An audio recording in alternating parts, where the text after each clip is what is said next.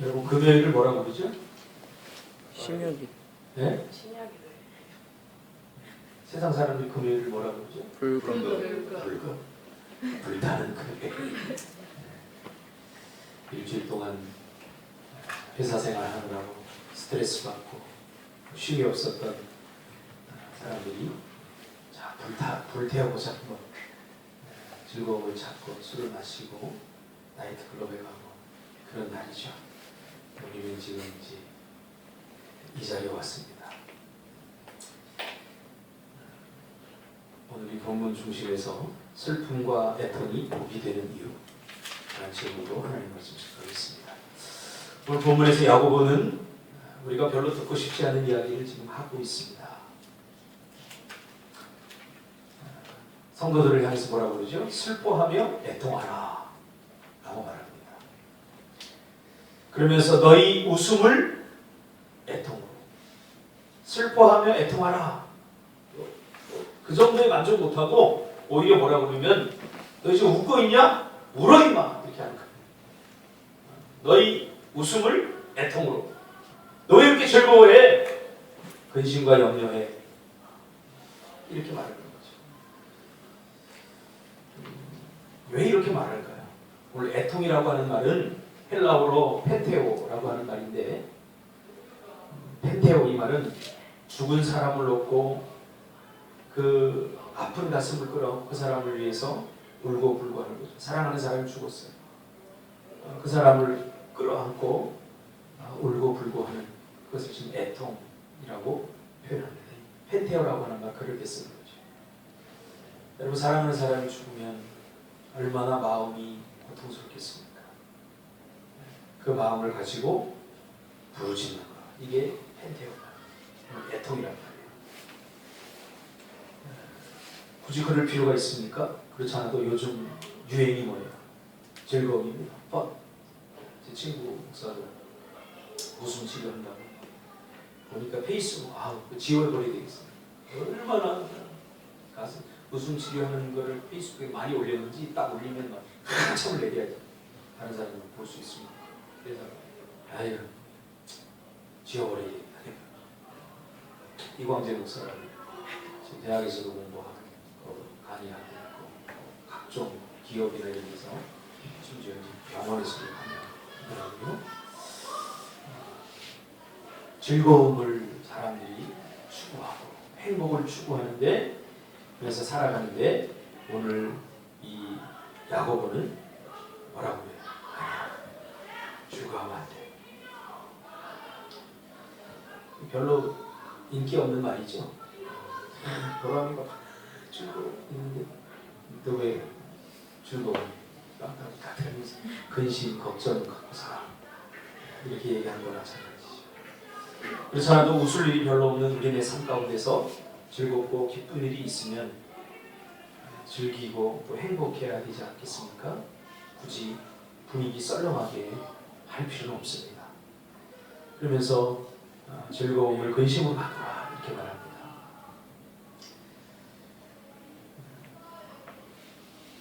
어쩌면 우리가 예수를 믿는 그 이유 중에 하나도 행복 아니겠어요? 즐겁고 기쁨, 이런 거 아니겠습니까? 우리가 생각하고 꿈꾸는 행복한 상가는 너무나 거리가 먼 이야기를 지금 야고보가 하고 있는 거죠. 왜 이런 이야기를 할까? 성경을 읽다가 이런 걸 역설법이라고 그러죠. 이런 이야기가 나오면 우리가 거기에는 집중을 해야 되는 거예요. 그냥 기쁘라고 뭐 무슨 뜻이 있겠지 뭐 하고 넘어가면 아무 의미도 못 받아. 그런 걸 우리 집중적으로 묵상을 해야 돼요. 슬픔과 애통을 우리는 불행이라고 생각하는데, 오늘 야고보는 오히려 슬퍼하라, 애통을 가져라, 그렇게 이야기를 합니다. 그리고 한술 더 떠서 뭐라고 그럽니까? 낮아져라. 우리 높아지려고 그럴 때 높아지려고 그러잖아. 근데 낮아져라. 그러면 예수 믿을 맛 안 나죠. 우리가 예수 믿는 것도 결국 우리가 높아지기 위해서 은근히 우리 마음속에는 높아짐을 꿈꾸고 있지 않습니까? 요셉처럼, 그렇죠? 다니엘처럼 낮아지는 걸 우리 싫어해요. 준석이도 그렇죠? 낮아지면 뭐가 나쁠까요? 내가 낮아지면 그렇죠. 무시하죠. 더 무시만 하나요? 사람 취급도 받아요. 낮아지면 억울한 일을 당합니다. 또 낮아지면 손해를 봅니다. 그래서 옷도 좀 좋은 거 요즘 입으려고 하잖아요. 왜? 사람들에게 무시당하지 않을까. 전부 다 보면 메이크업 다 입고 다니고 그래요. 또 하우스 투어라고 하는 말은 참 우리나라에서 유행하고 있죠. 저마다 사람들이 좋은 아파트 살아야 된다고 해서 빚내서 사고 이렇게 했는데 보니까 뭐 평생 갚아야 돼요. 3억짜리 아파트를 샀는데 내 이자 내지 관리비 내지 하다 보면 야 우리가 진짜 이런 집에서 살라고 이렇게 평생 이렇게 살라고 하나 자기 집이 아니에요. 월세 내고 사는 거죠. 수백만 원어치 월세를 내고 사는 거죠. 그 왜 그래요? 그런 일들이 왜 일어나요? 좀 행복해지고 싶어서, 즐거워지고 싶어서 그런 거죠. 제 친구도 웃음 치료를 하는데 웃으라는 거예요. 대머리 가발을 쓰고 막 돌아다니면서 웃으라는 거예요.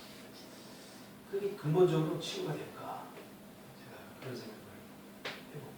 오히려 성경을 보니까 진정한 치유는 우리가 마음속에서 깊은 눈물을 흘릴 때 치유가 되는 경우도 많이 있습니다.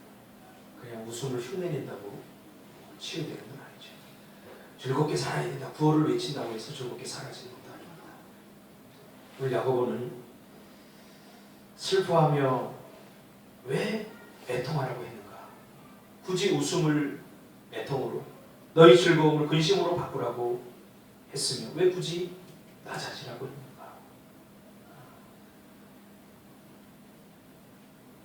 왜 그랬을까요?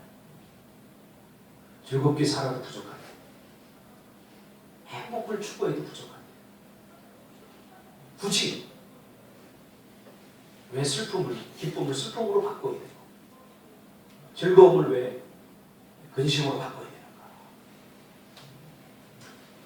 왜냐하면 애통과 슬픔은 하나님의 위로를 받을 수 있는 통로이기 때문에. 뭐라고요? 하나님의 위로를 받을 수 있는 뭐가? 애통과 애통과 즐거움. 애통과 즐거움은 하나님의 위로를 받을 수 있는 기회예요. 애통은 하나님의 은혜를 받을 수 있는 통로예요. 오늘 본문에서는 애통 그 자체가, 슬픔 그 자체가 복이라고 말하지 않습니다.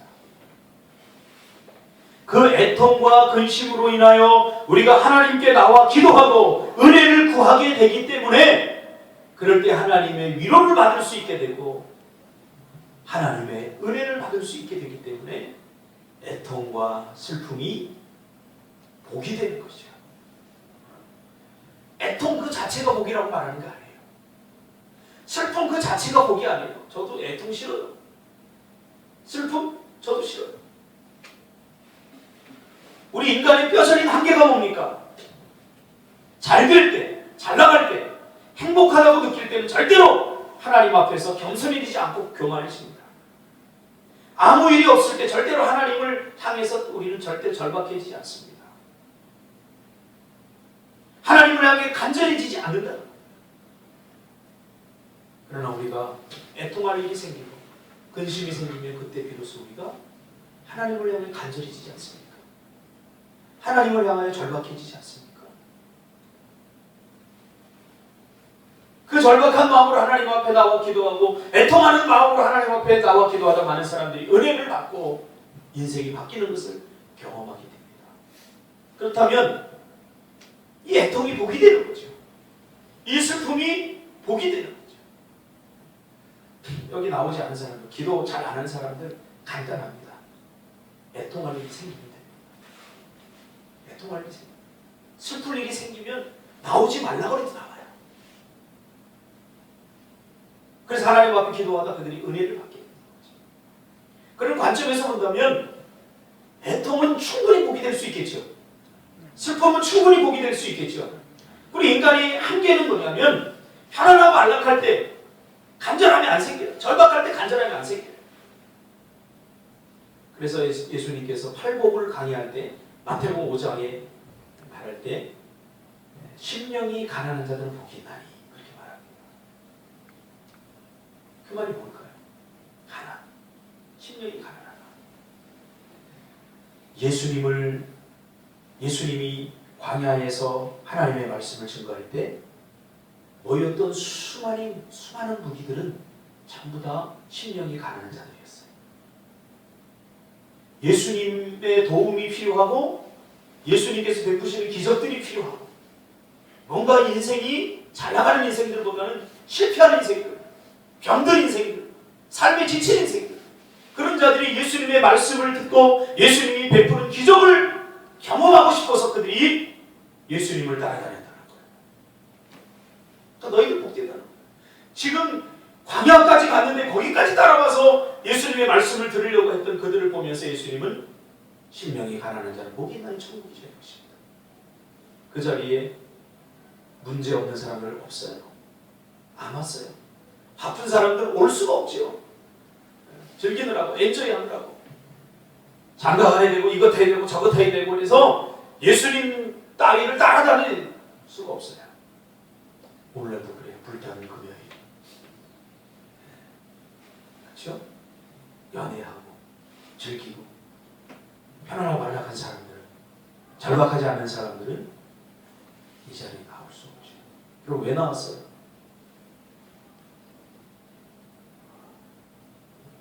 즐거울 수 있는데도 그 즐거움을 여러분 애통으로 바꾼 사람들이에요. 충분히 기쁠 수 있는데 기쁨을 근심으로 바꾼 사람들. 그런 사람 복되다. 그렇죠? 늘 즐거움만 따라다니고 기쁨만 따라다닌 사람처럼 약한 사람이 어디 있겠어요? 그런 사람은 늘 기뻐야 돼, 늘 즐거워야 돼. 그래야 우리 인생이 늘 기쁘고 즐거운 일만 생깁니까? 그렇지 않아요. 아무 일 없을 때 절대로 사람은 하나님을 향해 간절해지지 않고 절박해지지 않습니다. 배집사를 보면 한 달이 끝나갈 때쯤 되면 바빠요.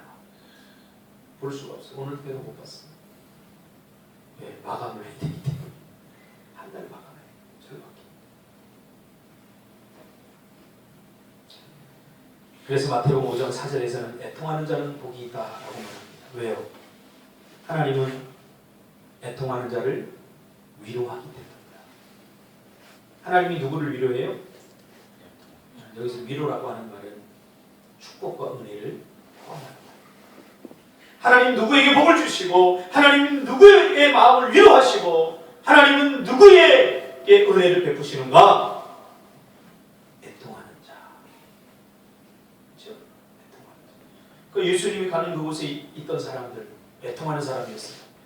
인생에 뭐가 문제가 있고 절박한 사람들, 그들이 병 고침을 받고 영혼의 문제 해결을 받고 구원받고 이런 역사가 있었어요. 예수님 따위 내가 지금 따라다닐 수 없어. 여유가 없어. 즐기고 자기 엔조이 했던 사람들은 그런 기적을 전혀 맛볼 수가 없었지. 그러니까 애통 자체가 복이 되는 것은 아니죠. 슬픔과 근심 자체가 복이 되는 것은 아닙니다. 누가 봐도 애통과 근심, 슬픔 불행한 것입니다. 그러나 그것이 원인이 되어서 하나님께 애통하고 절박하고 간절한 마음을 가지고 주님 앞에 나아가서 기도하고 주님 앞에 자신을 낮출 수 있다면 그런 자에게 하나님 은혜를 베푸시고 그런 자에게 하나님께서 위로가 있고 그런 자의 문제를 해결해 주신다. 그렇게 말하고 있지 않습니까? 그러면서 복음서를 그런 관점으로 보면 다 예수님 주변에 그런 사람들이에요. 그렇죠? 억울한 일을 당한 과거. 그 억울한 일을 당하지 않았으면 재판관을 찾아갈 일도 없어요. 그렇죠? 그러면서 우리는 교만해지기 시작하죠. 마가복음 7장 24절에 보면 예수님이 시돈으로 갈 때 딸이 귀신 들린 수로보니게 여인이 나옵니다. 그 수로보니게 여인이 딸이 귀신이 들려갖고 인생 살 맛이 안 나는 거예요. 여러분 생각해보세요. 여러분이 결혼을 했는데 그 이쁜 딸을 낳는데 그 딸이 귀신 들려버렸어요. 미쳐버렸단 말이에요. 그 사람 인생이 행복할까요? 딸이 귀신 들려. 차라리 자신이 고통당하는 게 낫죠. 딸이 귀신 들려버리니까 이 여인이 가난해졌어 마음. 애통이. 아유 이 딸 내가 그냥 버리고 도망갈 수 있다. 시집들 수도 있어. 시집갈 수 있지. 그러나 그 딸을 붙잡고 평생 애통하며 가난한 마음 여기 쫓아다니고 저기 쫓아다니고 그러다 예수님을 만나게 되죠. 근데 예수님도 그 여인에게 자비를 베풀지 않습니다. 뭐라고 말합니까? 자녀로 먼저 배불리게 먹게 할지니 자녀의 떡을 취하여 개들에게 던지기 마땅하지 않다. 그러면서 너는 개다. 이 개 같은 냐. 예수님도 욕했어요. 나도 욕해도 돼요? 저는 야, 내 자녀들 먹는 게 더 중요하지. 이 말은 뭐예요? 우리 유대인들 도 중요하지. 너 같은 이방 여인, 수르보니게 여인, 천박한 여인, 그런 여인을 개한테 비유했다. 이게 뭐예요? 주님의 테스트이죠. 그러나 얼마나 여러분 쪽팔리겠어요. 얼마나 부끄럽겠어요. 예수도 먹고 내가 아유 치사해서 내가 간다 그러나 이 가난한 사람이 아직도 안 돼. 이런 사람은 애통하는 사람이 아니에요. 그러나 그거 눈에 귀에 하나도 안 들어왔어요. 왜? 깊은 애통이 있었기 때문에. 내가 여기서 부끄러워하고 저 예수님의 말에 내가 자존심 상하면 우리 딸은 고침받을 수 없잖아요. 에이씨 더럽고 시사해서 내가 그냥 이대로 살고 만다 그러잖아요. 근데 수로보니게 그렇지 않았죠. 뭐라고 그래요? 뒤로 물러서지 않고 주여 맞습니다. 올소이다 하는 그 말을 이 말은 말이에요. 맞습니다. 나는 개입니다. 개만도 못합니다. 그러나 개들도 자기 주인의 상에서 떨어지는 음식을 먹고 삽니다. 부스러기 은혜죠. 당신 내 주인이다 이 말이에요. 예수님을 내 인생의 주인으로 고백하면서 그래도 당신 내 인생의 주인이니까 그 상에서 떨어지는 부스러기만이라도 먹고 부스러기 은혜만이라도 나에게 주시면 좋겠습니다. 그런 절박함이 있죠. 그런 간절함이 있죠. 여러분 이 은혜가 회복되기를 주님의 이름으로 축복합니다. 우리는 부스러기 큰 것만 생각하지 부스러기 은혜들을 잘 생각하지 않아요. 요만한 거. 누가 나에게 베푼 요만한 진짜. 요즘 엘리베이터 안에 누가 10원짜리 자꾸 넣어놓고 50원짜리도 던져놓고 조금 있으면 100원짜리도 넣을 것 같아요. 이거 부스러기 은혜를 모르는 사람들. 제가 돈 버는 사람들 보니까 요만한 것 하나 진짜 아끼더라. 요만한 거 하나 모으더라. 은혜의 세계에서도 마찬가지입니다. 작은 것, 그 소홀히 여기면 절대 하나님의 은혜를 받을 수 없죠. 하나님의 축복을 받을 수 없죠. 이렇게 나오는 여인에게 를 향해 예수님께서 그 문제를 해결해 주시죠. 어쩌면 오늘 나와서 여러분들이 기도할 때도 마찬가지였으면 좋겠습니다. 큰 것을 기대한다면 오히려 실망할 수 있습니다. 그러나 여러분들이 저 절박하고 간절한 마음으로 내 인생의 주인이신 주님, 당신의 상에서 떨어지는 부스러기 같은 은혜라도 오늘 이 저에게 주십시오. 이렇게 고백하기를 바랍니다. 간단히 내가 절박해지려면 어떻게 하면 돼요? 무슨 큰 일이 나에게 일어나면 돼요. 근데 그 수준까지 가면 안 되잖아요. 그건 가장 어리석은 거예요. 그럼 우리가 깨달아야 돼요. 빨리 깨달아야 돼요. 말씀의 수준에서 깨닫지 못하면 육체적인 수준으로 내려가잖아요. 그럼 다 겪어보고 다 당해보고 고통 가운데 우리가 절박해질 수 없잖아요. 더 소망이 없는 사람 뭐예요? 애통 가운데 있으면서도 기도하는 사람, 절박해지지 않는 사람. 그런 사람이 희망이 없죠. 지금 우리가 어떤 상태? 기도의 그 상태. 하나님의 은혜, 부스러기 같은 은혜가 지금 우리가 필요한 그런 상황 아니겠습니까? 그러므로 매일 즐기려고만 하지 말고, 매일 기쁘게만 살려고 하지 말고, 때로는 기쁨을 애통으로 바꾸는, 또 즐거움을 근심으로 바꾸는 그런 거룩한 변화가 우리에게 필요합니다. 아직도 애통과 슬픔을 불행이라고 생각하고 애통과 슬픔의 골짜기를 가지 않으려고 하는 사람에게 하나님의 은혜는 멀게만 느껴집니다. 이 자리에 나와서 여러분이 정말로 지금 큰 문제를 심중히 큰 문제를, 그러면 찬양하는 자세와 기도하는 자세가 벌써 되는 거예요. 우리는 지금 인원이 적으니까 뭐 그런 사람도 있지만, 제가 과거에 부교육자 때 이렇게 보면 금요처럼 이렇게 인도하다 보면 그냥 고개를 못 들고 계속 우는 사람이 있어. 애통할 일이 생기고, 그럼 성령께서 막 강력하게 역사를 하시는 거예요. 아니야, 날 가서 물어보면 나 야매 걸렸어. 남편이 바람 피워서 집 나갔어요. 애통할 일이 자꾸 생겨요. 그러면 그런 애통할 일이 생겼을 때만 애통하는 것, 그 이야기를 하는 게 아니에요. 우리는 하나님께 주신 영이 있기 때문에 이렇게 하면 앞으로 애통할 일이 생길 것 같고, 우리가 미리 추측할 수 있어야지.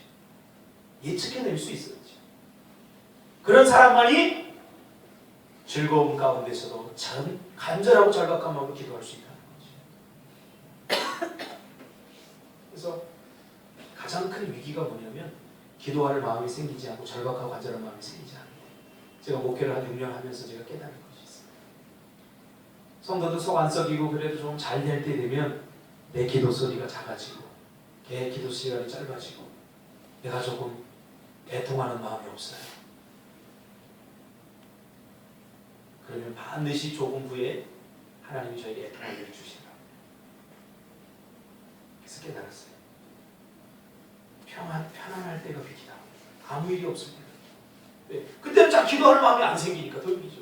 기도할 마음이 생길 때 기도하는 것, 이게 축복이에요. 그러나 기도할 마음이 생기지 않을 때, 뭐 오늘 기도 안 해도 내일 뭐 별일이 없을 거야, 이렇게 편안하고 하려다, 이때 진짜 위기라는 거죠. 내 경험에 의하면 그래요. 내 경험만 그럴 거예요. 성경도 지금 그 얘기를 하고 있잖아요. 성경도 그 얘기를 하고 있잖아요. 보람이가 지금 큰 문제가 터졌다. 그러면 오늘 이 시간에 난리 나죠? 그냥 졸지 않아요. 절대 졸 수가 없어요. 그런 사람이 절대 졸 수 없지. 내일 시험 결과 발표가 나, 준서가 취업했어. 삼성에 1차 합격, 2차 합격, 3차 면접 보고 내일 줄게. 그럼 이 자리에 나와서 지금 졸면서 기도할 수 없는 거죠. 졸면서 말씀 들을 수 없는 거죠. 어떻게 하겠어요? 하나님 도와주세요. 이게 믿음의 눈을 뜬 사람들의 기도입니다. 보이거든요. 내가 지금 어떤 상황인지 보이거든요. 하나님의 은혜가 아니면 안 되겠다는 거 보이거든요. 그러니까 졸 수 없는 거죠. 오늘 이 저녁에 애통합시다. 오늘 이 저녁에 기쁨을 슬픔으로 바꿉시다. 보람이밖에 하면 안 했어. 나머지는 안 바꾸겠다는 거야? 그리고 우리 엔조이 하겠다는 거야? 아니에요. 우리 앞에 앞으로 어떤 일이 닥칠지 모르죠. 그래서 우리가 항상 애통하는 마음 갖고 있어요. 왜? 하나님의 위로가 필요하고, 우리가 즐겁게 살자, 행복하게 살자, 그렇다고 사라지는 게 아니거든요. 근본적 문제가 해결됩니다. 오늘 이 저녁에 우리가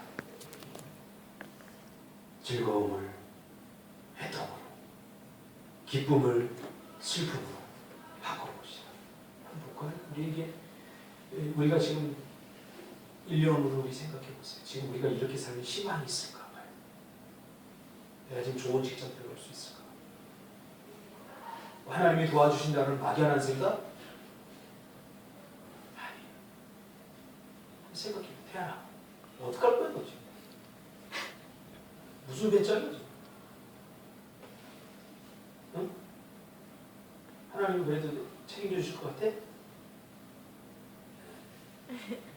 계속 그렇게 살아. 응? 그러나 이 정도 갖고는 안 되겠다. 애통이 필요하구나. 그렇게 생각들을 우리가 더 많이 기도해요. 지금 이 설교를 알아듣는 사람은 여기서 70%밖에 안 돼요. 둘, 넷, 여섯, 여덟, 열둘. 나머지 한 4명은 못 알아듣는 거죠. 누굴 것 같아? 손 들어봐. 못 알아듣는 사람. 굳이 들어. 가만히 있으면 중간에 갔는데 아무도 모르잖아. 민지는 저렇게 아주 순수해.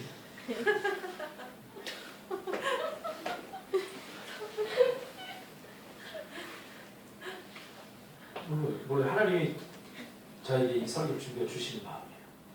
야, 너희들 애통해야 돼 지금. 뭔가 멋진 미래들만 꿈꾸고 있잖아. 지금 잘 될 거라고 다 생각하고 있잖아. 안 되면 어떡할 거야? 너희들이 그 잘 되기를 기대했던 일들이 일어나지 않으면 너희들 어떻게 할 거야? 지금 애통해야 되지 않겠어? 지금 나하고 너희들 교회에 똑같은 상황에 있는 애들은 지금 밤마다 기도하러 다녀. 하나님 앞에 금식 기도해? 무슨 배짱으로 그렇게 기도하나 보냐, 그냥 대충 이렇게 하려고 그러냐, 이런 마음 주셨어요. 여러분이 근심을 좀 주는 거죠. 허황 때 잘 되겠지, 근거도 없이 이런 확신이 아니라 믿음에 서서 지금 내가 여러분들에게 애통을 던져줄 거예요. 순서가 어떡해요? 지금 와서 토익 준비하는 거 말이 아니에요. 잘 나온다고 해도 별 시간이 없어요. 그래서 어떡해? 지금 이제 일자리 알아보고 여기저기 원서 쓰고 해야 되는 시점인데 절박해져. 애통해야죠. 한편으로는 하나님이 책임져 주시겠지라는 믿음도 있지만 그 믿음이 정말 흔들리지 않기 위해서 우리가 애통하는 마음이 있어요. 우리 교회가 도움됩니까? 예? 무슨 근거? 그냥 가만히 있으면 도움됩니까? 아니에요. 애통이.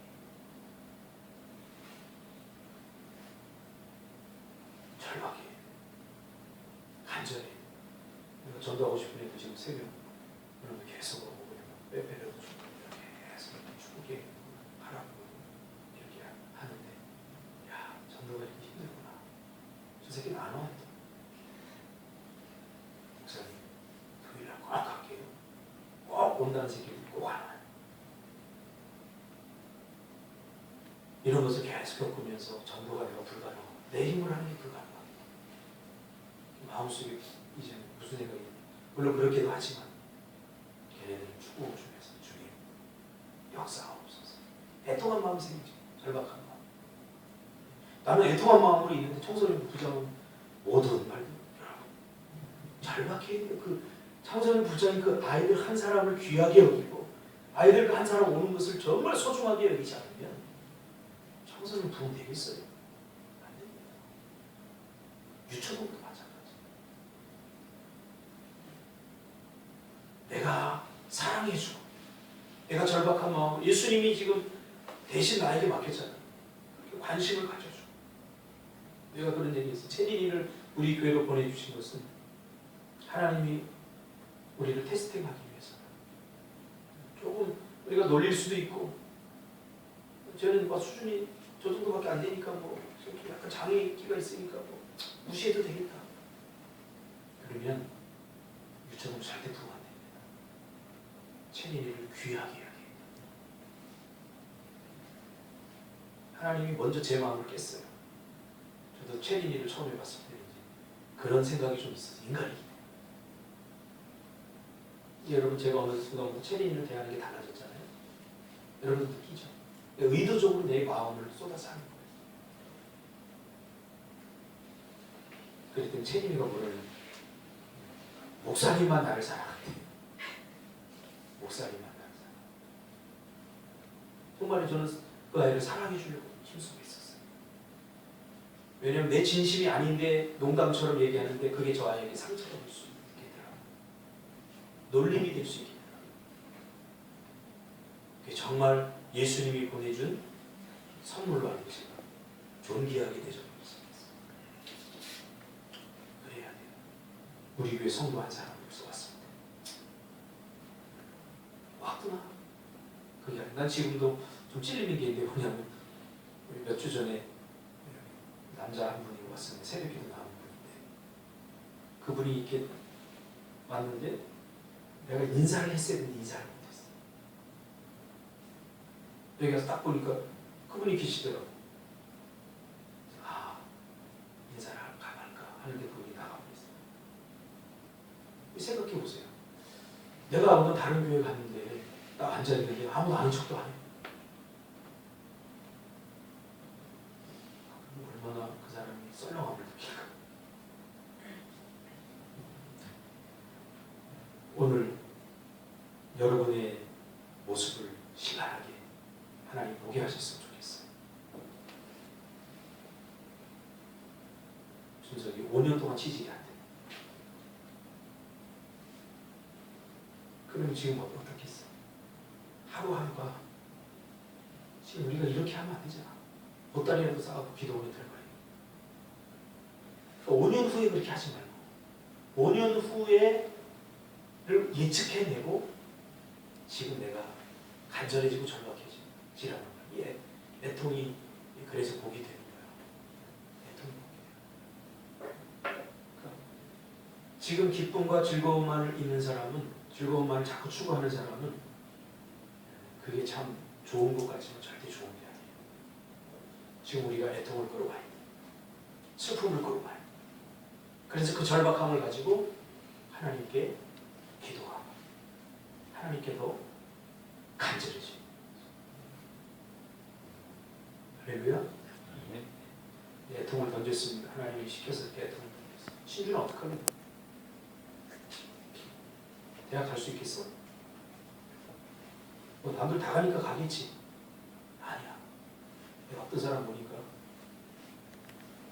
남들 다 가는 대학도 못 가지.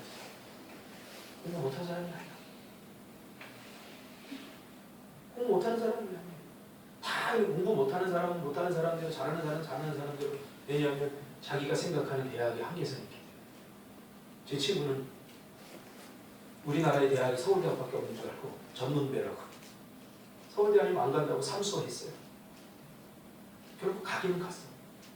근데 가보니까 별거 아니거든.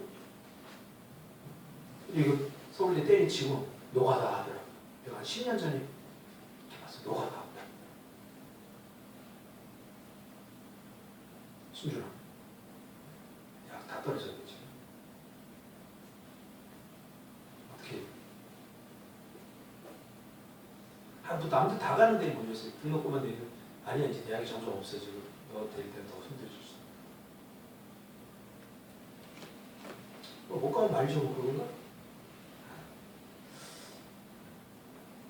오늘 이 저녁에 우리 기도할 때 우리 자신들을 조금 더 봅시다. 하나님이 기도하면 다 들어주시고 응답해. 내 미래는 밝겠다. 그 근거가 어디서 나온 거예요? 그렇죠? 그 신념이에요. 신념. 여러분, 신념과 믿음을 분명히 구분해야 돼요. 신념은 근거 없는 자기 확신이에요. 그래서 사람은 기도도 하지 않고 하나님 앞에 헌신도 하지 않고 무조건 그냥 멋진 미래만 있고. 오늘 하나님 저기 주신 너희 교회 청년들 지금 미래를 위해서 지금 뭐 하고 있냐? 나만 믿고 무조건 있는 거냐 지금. 똑같은 위치 처지에 있는 다른 교회 청년들은 지금 난리 났어. 지금 안 된다고 지금 기도원에 가서 부르짖고 있고 지금 하나님 말씀 붙잡고 지금 몸부림치고 있어. 뭐 하는 거야 지금?